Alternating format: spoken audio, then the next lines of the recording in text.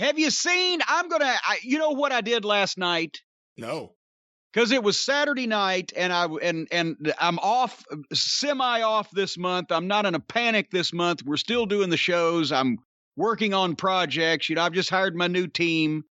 My new team is doing incredibly. Mr. Featherbottom is doing a great job so far. You know, I've told you about Hotchkiss, but anyway, I'm partially off this month because the Cornette's Collectibles store is down at jimcornette.com, so I can get some relief and trying to cross things off my to-do list. But for the first time, and I would say, I don't remember in the year 2020 that I sat down and watched an entire 2-hour movie on television in one fell swoop. I really don't, because generally I'm always doing something. So I've either got the news, South Park, or the MeTV Untouchables marathon on in the background.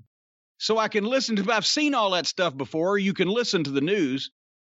But if you want to actually sit down and pay attention to something that you haven't seen before, when you're watching this first time, I haven't had 2 hours. I go to sleep by that time of night when I've, got that time. So last night, I've been wanting to see it. I got it on the television, watched it.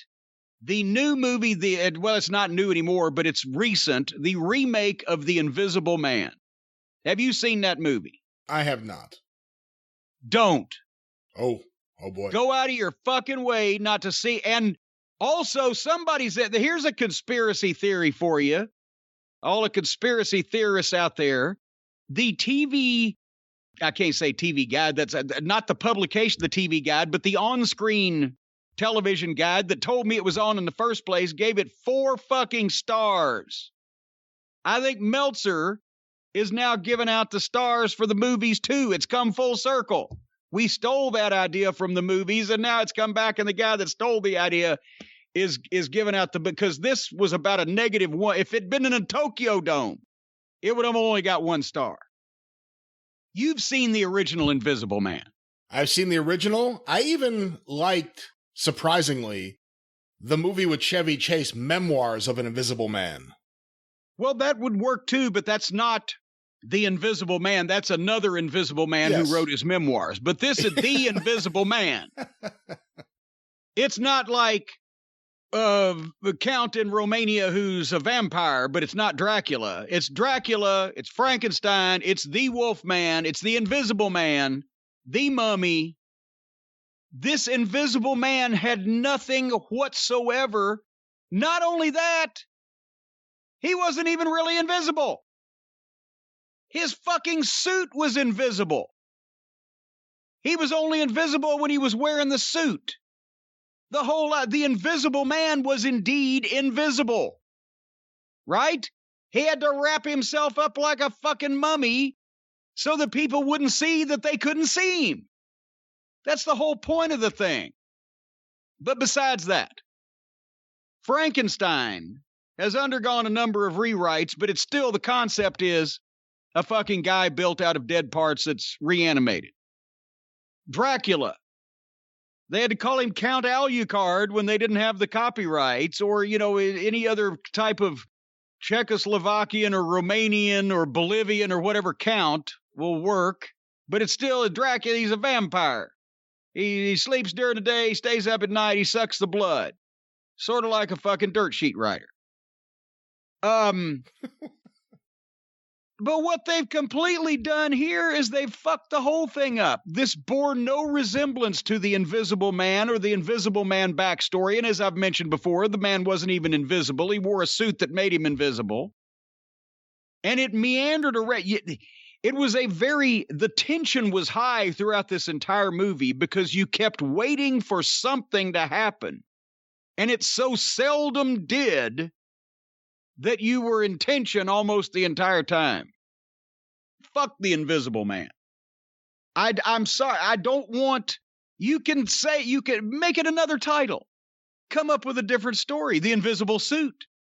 Or the guy wearing the invisible suit. Or the whatever the fuck you want. But don't say it's the Invisible Man if it has nothing to do with the person that everyone knows as the Invisible Man or the story behind same. Don't just rip off titles and then go completely different ways with them. Who starred in it? I don't know who these people even were. Well, I didn't see much of the Invisible Man for obvious reasons.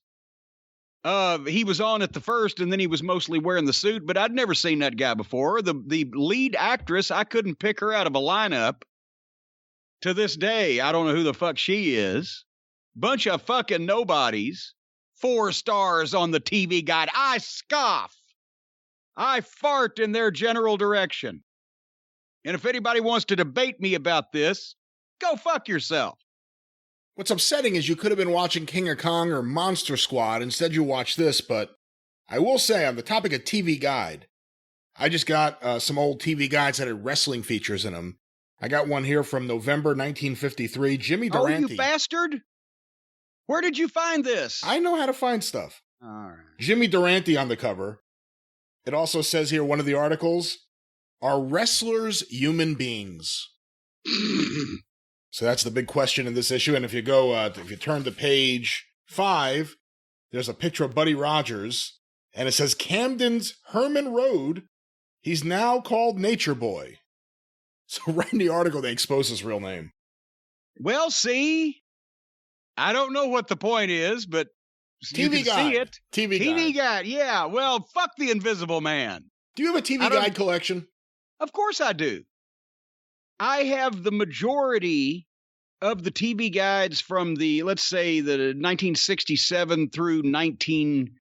Well, I kept them through the mid-1980s, and then I inherited my mom's that would carry you through about the early to mid-90s, and then she stopped subscribing, and that's where it stops. But yeah, for about that 30-year period, I've got most of them. There's one I wish I still had. When I was a teenager, in 93, the New York TV Guide for Long Island, for Sports Channel, had Smoky Mountain Wrestling Fire on the Mountain listed on the schedule. What? I have no idea why or how. What? Yeah, it was listed in the TV Guide. I remember seeing it like, oh my God. And then I tuned in, and it was like, Herb Abrams or something that was on. But we had that where you never knew what you were going to get because we had Herb Abrams. But that Smoky Mountain Wrestling Fire on the Mountain wasn't even a television show. I know. That was our big show in Johnson City. We did a we did a VHS back in those days, but it makes no sense. I don't recall making any deals to broadcast it in New York. It makes no sense whatsoever that it was there. But, it was weird when, we had the IWCCW show, the Savaldi show, and typically it was the worst wrestling show ever. Yeah. And they would replay every single week Vic Steamboat defeating Tony Atlas for the ICW championship, and the battle between Rick Rude and Honky Tonk Man on the microphone with Bill Apter over who was the greatest intercontinental champion of all time. Not even a match, but 2 guys arguing about who was a better champion in another promotion.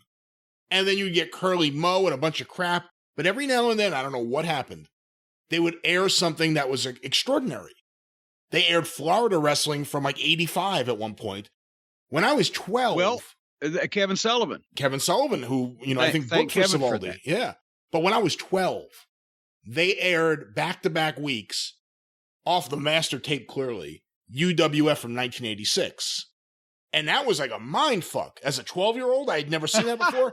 There's Jim Ross and Michael Hayes hosting it. There's Jim Duggan and DiBiase and Dr. Death and Sting. It was incredible. And then week 3, it was back to ICW. Yeah.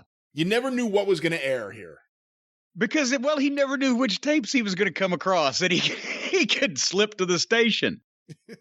But anyway, that all ties together in what I'm about to say next. If you hate the Invisible Man, and you want your money back for having paid to see it if you did, or if you were bait and switched by an unscrupulous pro wrestling promoter who teased you and tickled your taint with top talent and then gave you dreck, or if you're one of those promoters whose tapes were pirated and stolen away and spirited away and aired on television, and I still want to talk to Sports Channel fucking Brooklyn or whoever it was that was going to try to air my Fire on the Mountain. But if any of these things have happened to you, you know who to call. Call Stephen P. News.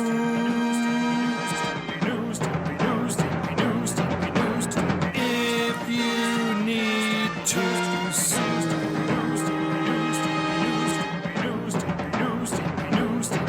An outlaw mud show or two. Those are the rest. That's right, folks. If you want to tighten that shit up around here and keep these things from happening, then you need to call the man with the plan, the man that can extricate you from the depths of legal despair and propel you to the pinnacle of legal freedom in terms of compensation for your damages, no matter who's fucked you around. This is the man you want to champion you. This is the man you want on your side. Of course, the illustrious, the incomparable, the legendary Stephen P. New at newlawoffice.com, 888-692-8084. Boy, I tell you what, Stephen P. New's new law office, it looks better than Mar-a-Lago.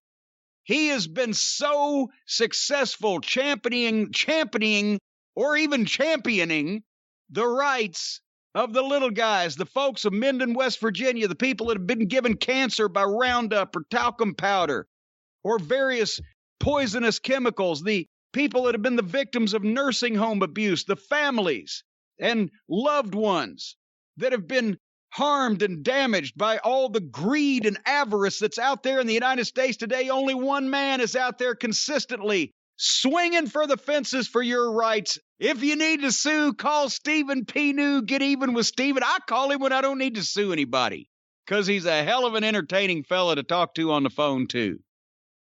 Stephen P. New. What do you got to say about that, Brian? I go the other way. He's such a great guy to talk to and so entertaining, I end up suing everybody. Well, you just enjoy that. It's one of your hobbies. You collect TV guides and sue people. For the record, I don't collect TV guides. I only...